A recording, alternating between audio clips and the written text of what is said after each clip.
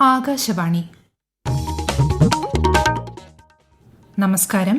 പ്രാദേശിക വാർത്തകൾ വായിക്കുന്നത് ഗീതു പ്രകാശ്.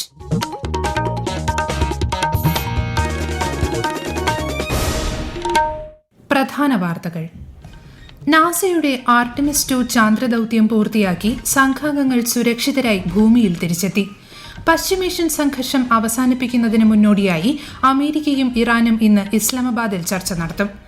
രാജ്യത്ത് ആദ്യമായി തെരഞ്ഞെടുപ്പിൽ 100% വെബ്കാസ്റ്റിംഗ് വിജയകരമായി നടത്തി കണ്ണൂർ ജില്ല. ചിക്കമംഗളൂരിൽ കൊക്കയിൽ വീണ് മരിച്ച നിലയിൽ കണ്ടെത്തിയ ശ്രീനന്ദയ്ക്ക് അന്ത്യാഞ്ജലി അർപ്പിച്ച് നാട്. സംസ്ഥാനത്ത് ഉയർന്ന താപനില തുടരുമെന്ന് കേന്ദ്ര കാലാവസ്ഥാ വകുപ്പ്. വയനാട്, ഇടുക്കി ഒഴികെയുള്ള ജില്ലകളിൽ ഇന്ന് മഞ്ഞ ജാഗ്രത. ചിലയിടങ്ങളിൽ വേനൽ മഴയ്ക്ക് സാധ്യത. IPL-ലും ISL-ലും ഇന്ന് 2 മത്സരങ്ങൾ. ISL-ൽ കേരള ബ്ലാസ്റ്റേഴ്സ് ബംഗളൂരുവിനെ നേരിടും. വാർത്തകൾ വിശദമായി. 10 ദിവസം നീണ്ടുനിന്ന നാസയുടെ ആർട്ടിമിസ് 2 ചാന്ദ്രദൌത്യം പൂർത്തിയാക്കി സംഘാംഗങ്ങൾ സുരക്ഷിതരായി ഭൂമിയിൽ തിരിച്ചെത്തി. പസഫിക് സമുദ്രത്തിൽ ഇന്ന് പുലർച്ചെയാണ് ഇവരെ വഹിച്ചുകൊണ്ടുള്ള പേടകം ഇറങ്ങിയത്. കടലിൽ നിന്നും ഹെലികോപ്റ്ററിൽ സാന്റിയാഗോ തീരത്തെ USS ജോൺ പി മുർത്ത കപ്പലിൽ എത്തിച്ച അംഗങ്ങളെ വൈദ്യപരിശോധന നടത്തി. ചന്ദ്രന്റെ ഇതുവരെയും മനുഷ്യർ കാണാത്ത ഭാഗം, ഒരു പൂർണ്ണ സൂര്യഗ്രഹണം എന്നിവയ്ക്ക് യാത്രികരായ commander Reid Wiseman, pilot Victor Glover, Christina Koch, കാനഡയുടെ ജെറമി ഹാൻസൺ എന്നിവർ സാക്ഷ്യം വഹിച്ചു. ഗഗൻയാൻ ദൌത്യത്തിന് മുന്നോടിയായുള്ള എയർ ഡ്രോപ്പ് ടെസ്റ്റ് IADT-2 വിജയകരമായി പൂർത്തിയാക്കി ISRO. ഗഗൻയാൻ ദൌത്യത്തിൽ ബഹിരാകാശ യാത്രികരിക്കുന്ന ക്രൂ മോഡ്യൂളിന്റെ സുരക്ഷിതമായ വീണ്ടെടുക്കൽ ഉറപ്പാക്കാൻ ഈ സംവിധാനം അത്യാവശ്യമാണ്. കഴിഞ്ഞ വർഷം ഓഗസ്റ്റിൽ ശ്രീഹരിക്കോട്ടയിലെ സതീഷ് ധവാൻ ബഹിരാകാശ കേന്ദ്രത്തിൽ നടന്ന ആദ്യത്തെ ടെസ്റ്റ് വിജയകരമായി പൂർത്തിയാക്കിയതിനെ തുടർന്നാണ് IADT-2 നടത്തിയത്.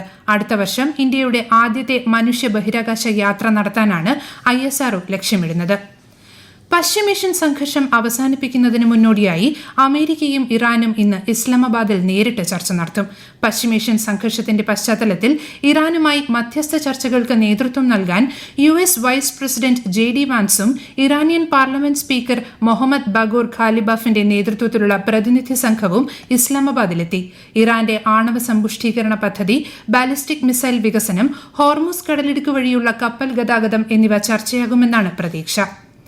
നടപ്പു സാമ്പത്തിക വർഷം ഇന്ത്യ 6.9% വളർച്ച കൈവരിക്കുമെന്ന് ഏഷ്യൻ വികസന ബാങ്ക്.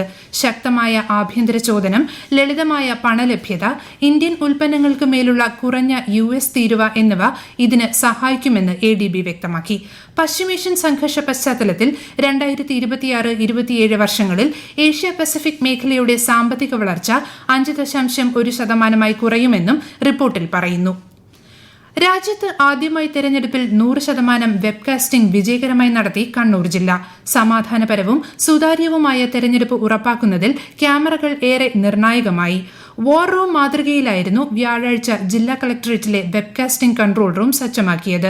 ജില്ലയിലെ 2183 പോളിംഗ് സ്റ്റേഷനുകളിൽ സ്ഥാപിച്ച 4366 ക്യാമറ ദൃശ്യങ്ങളിലൂടെയാണ് തെരഞ്ഞെടുപ്പ് നിരീക്ഷിച്ചത്. ജില്ലാതല കൺട്രോൾ റൂമിന് പുറമെ ഓരോ നിയോജകമണ്ഡലം അടിസ്ഥാനത്തിലും കൺട്രോൾ റൂം പ്രവർത്തിച്ചിരുന്നു. കർണാടകയിലെ ചിക്കമംഗളൂരിൽ കൊക്കയിൽ വീണു മരിച്ച നിലയിൽ കണ്ടെത്തിയ ശ്രീനന്ദയുടെ മൃതദേഹം പാലക്കാട്ടെ കടമ്പഴിപ്പുറം കൊല്ലിയാനിയിലെ വീട്ടിലെത്തിച്ചു. വീട്ടിലെ പൊതുദർശനത്തിൽ ശ്രീനന്ദയ്ക്ക് അന്ത്യാഞ്ജലി അർപ്പിക്കാൻ നിരവധി പേരാണ് എത്തുന്നത്. പൊതുദർശനത്തിന് ശേഷം തിരുവല്ലുവമല ഐവർമഠം ശ്മശാനത്തിൽ ഉച്ചയ്ക്ക് 1:30 മൃതദേഹം സംസ്കരിക്കും. ചൊവ്വാഴ്ച വൈകിട്ടാണ് ശ്രീനന്ദയെ മാണിക്യധാര വെള്ളച്ചാട്ടത്തിന്റെ വ്യൂ പോയിന്റിന് സമീപം കാണാതായത്. 4 ദിവസത്തെ തിരച്ചിലിനൊടുവിലാണ് 1500 അടി താഴ്ചയിൽ ഹർഷന ഗുപ്പയിൽ ഇന്നലെ മൃതദേഹം കണ്ടെത്തിയത്. ഇന്ന് ലോക പാർക്കിൻസൺസ് ദിനം. പരിചരണ വിടവ് നികത്തുക എന്നതാണ് ഈ വർഷത്തെ ദിനാചരണ പ്രമേയം. നാഡീസംബന്ധമായ പാർക്കിൻസൺസ് രോഗത്തെക്കുറിച്ച് അവബോധം വളർത്തുന്നതിനാണ് ഈ രോഗാവസ്ഥയെക്കുറിച്ച് ആദ്യമായി വിവരിച്ച ബ്രിട്ടീഷുകാരൻ ഡോക്ടർ ജെയിംസ് പാർക്കിൻസൺസിന്റെ ജന്മദിനമായ ഏപ്രിൽ 11 ലോക പാർക്കിൻസൺസ് ദിനമായി ആചരിക്കുന്നത്. രോഗാവസ്ഥയെപ്പറ്റി പ്രൊഫസറും തിരുവനന്തപുരം മെഡിക്കൽ കോളേജ് ന്യൂറോളജി വിഭാഗം മേധാവിയുമായ ഡോക്ടർ ചിത്ര ആകാശവാണി വാർത്തകളോട്. തലച്ചോറിലെ നാഡീകോശങ്ങൾ ദ്രവിക്കുന്നത് മൂലം ഉണ്ടാകുന്ന ഒരു രോഗമാണ് പാർക്കിൻസൺസ് ഡിസീസ്. ഇത് പ്രധാനമായും ചലനശേഷിയെ ബാധിക്കുന്ന ഒരു രോഗമാണ്. മുഖത്ത് മാസ്ക് ധരിച്ചിരിക്കുന്നത് പോലെ ഭാവഭേദങ്ങൾ കുറയുക, നടക്കുമ്പോൾ ഒരു വശത്തെ കൈ വീശി നടക്കുന്നത് കുറയുക, സംസാരിക്കാനുള്ള ബുദ്ധിമുട്ട് എന്നിവ പ്രധാന ലക്ഷണങ്ങളാണ്. ഈ രോഗം പൂർണ്ണമായി ചികിത്സിച്ചു മാറ്റാൻ കഴിയില്ലെങ്കിലും മരുന്നുകളിലൂടെയും മറ്റു തെറാപ്പികളിലൂടെയും നിയന്ത്രണ വിധേയമാക്കാവുന്നതാണ്. കൃത്യമായി ചികിത്സയിലൂടെ ജീവിത നിലവാരം മെച്ചപ്പെടുത്താൻ സാധിക്കും. ഈ വാർത്തകൾ ആകാശവാണിയിൽ നിന്ന്.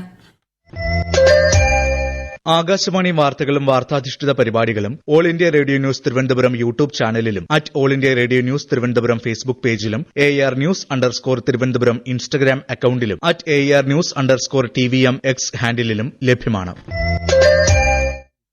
ഇന്ന് സാമൂഹിക പരിഷ്കർത്താവ് മഹാത്മാ ജ്യോതിബ ഫുലെയുടെ ജന്മവാർഷിക ദിനം.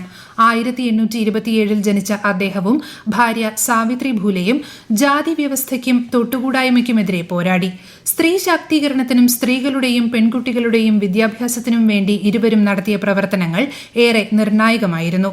രാഷ്ട്രപതി ദ്രൌപദി മുർമു, ഉപരാഷ്ട്രപതി CP രാധാകൃഷ്ണൻ, പ്രധാനമന്ത്രി നരേന്ദ്രമോദി, ലോക്സഭാ സ്പീക്കർ ഓം ബിർള, കേന്ദ്രമന്ത്രിമാർ ഉൾപ്പെടെയുള്ളവർ ഇന്ന് പാർലമെന്റ് ഹൌസ് പരിസരത്തെ പ്രേരണാസ്ഥലിൽ ജ്യോതിബ ഫുലെയ്ക്ക് പുഷ്പാർച്ചന നടത്തി.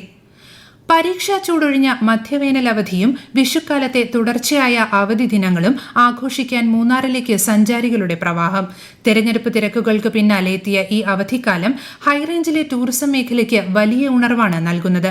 പ്രജനനകാലം കഴിഞ്ഞ് രാജമല തുറന്നതോടെ വരയാടുകളെ കാണാനും കുളിരു തേടിയും ആയിരങ്ങളാണ് പ്രതിദിനം മൂന്നാറിലെത്തുന്നത്.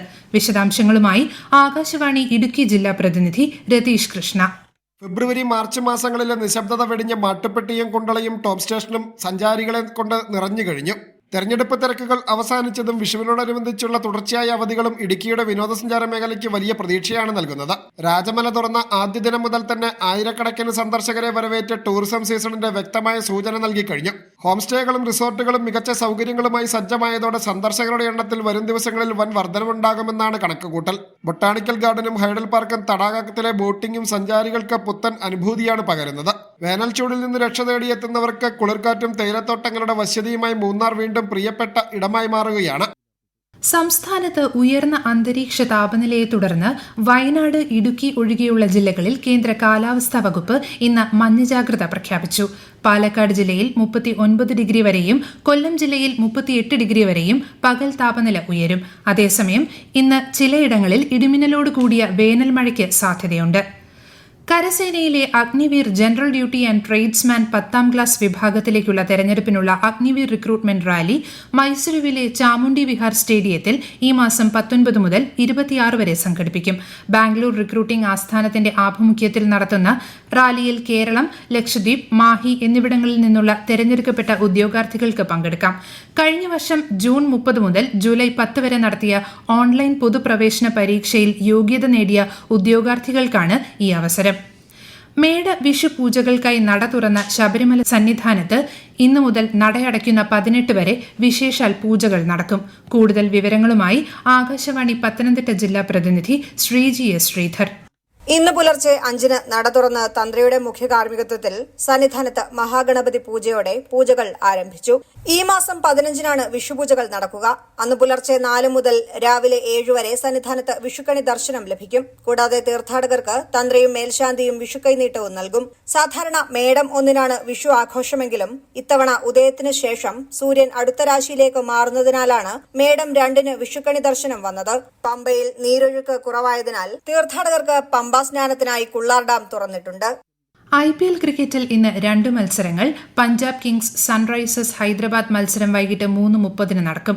രാത്രി 7:30 ചെന്നൈ സൂപ്പർ കിങ്സ് ഡൽഹി ക്യാപിറ്റൽസിനെ നേരിടും. ISL ഫുട്ബോളിൽ ഇന്ന് ചെന്നൈയിൻ ഈസ്റ്റ് ബംഗാളിനെ നേരിടും. വൈകിട്ട് 5-ന് ചെന്നൈയിലാണ് മത്സരം. രാത്രി 7:30 നടക്കുന്ന മത്സരത്തിൽ കേരള ബ്ലാസ്റ്റേഴ്സ് ബംഗളൂരുവുമായി ഏറ്റുമുട്ടും. ആകാശവാണി തിരുവനന്തപുരം പ്രാദേശിക വാർത്താ വിഭാഗം അവതരിപ്പിക്കുന്ന പ്രത്യേക പരിപാടിയായ നല്ല വാർത്ത എല്ലാ ശനിയാഴ്ചയും വൈകുന്നേരം 6:40 പ്രക്ഷേപണം ചെയ്യുന്നതാണ്. പ്രധാന വാർത്തകൾ വീണ്ടും. നാസയുടെ ആർട്ടിമിസ് 2 ചാന്ദ്രദൌത്യം പൂർത്തിയാക്കി സംഘാംഗങ്ങൾ സുരക്ഷിതരായി ഭൂമിയിൽ തിരിച്ചെത്തി. പശ്ചിമേഷ്യൻ സംഘർഷം അവസാനിപ്പിക്കുന്നതിന് മുന്നോടിയായി അമേരിക്കയും ഇറാനും ഇന്ന് ഇസ്ലാമാബാദിൽ ചർച്ച നടത്തും. രാജ്യത്ത് ആദ്യമായി തിരഞ്ഞെടുപ്പിൽ 100% വെബ്കാസ്റ്റിംഗ് വിജയകരമായി നടത്തി കണ്ണൂർ ജില്ല. ചിക്കമംഗളൂരിൽ കൊക്കയിൽ വീണ് മരിച്ച നിലയിൽ കണ്ടെത്തിയ ശ്രീനന്ദയ്ക്ക് അന്ത്യാഞ്ജലി അർപ്പിച്ച് നാട്. സംസ്ഥാനത്ത് ഉയർന്ന താപനില തുടരുമെന്ന് കേന്ദ്ര കാലാവസ്ഥാ വകുപ്പ്. വയനാട്, ഇടുക്കി ഒഴികെയുള്ള ജില്ലകളിൽ ഇന്ന് മഞ്ഞ ജാഗ്രത. ചിലയിടങ്ങളിൽ വേനൽ മഴയ്ക്ക് സാധ്യത. IPL-ലും ISL-ലും ഇന്ന് 2 മത്സരങ്ങൾ. ISL-ൽ കേരള ബ്ലാസ്റ്റേഴ്സ് ബംഗളൂരുവിനെ നേരിടും.